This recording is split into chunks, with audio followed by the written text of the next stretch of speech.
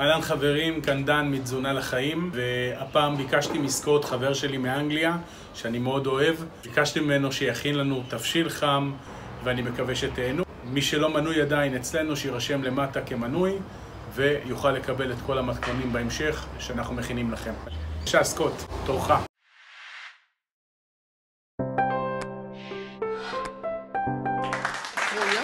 What I'm going to do for you guys today is a butternut squash black bean chipotle chili. Okay?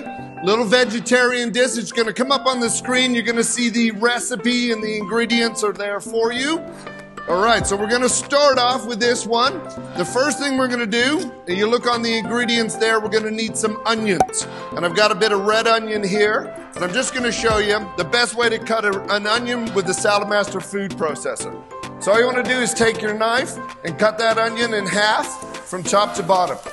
Once you've done that, so it fits through the hopper, you just got to trim the two root pieces, okay? So we just want to take the first one off.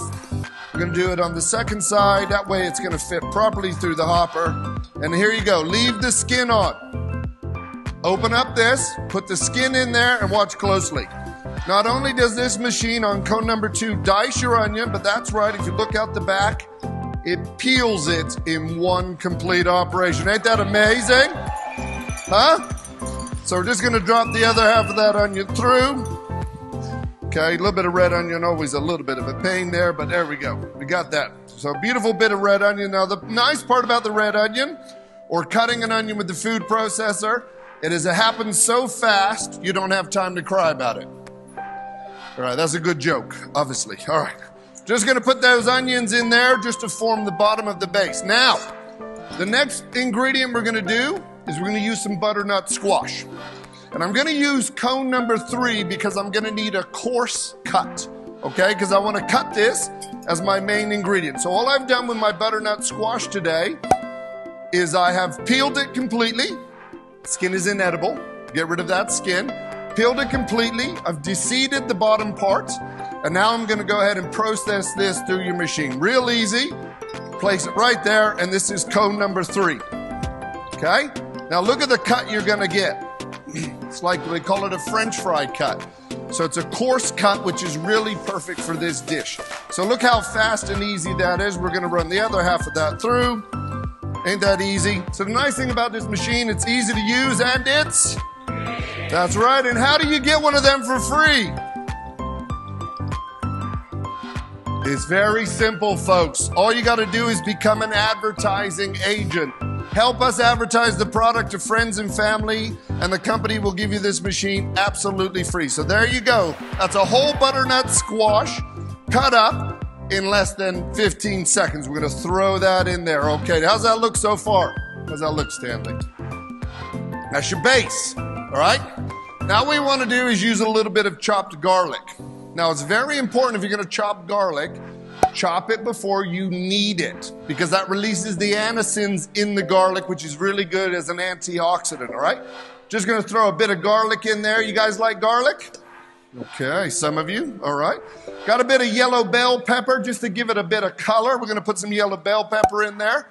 And now we're going to add the seasonings, the spices. So I'm just going to add a can, I should say, of diced tomatoes. Just going to put some diced tomatoes in there. Right, and now we're going to just season it up. Now, by the way, you're going to need a bay leaf. Right, so we're going to chuck a bay leaf in there. And I have to look everywhere for this stuff. Every store I went to, I said, do you have any oregano? And the guy goes, we don't have oregano.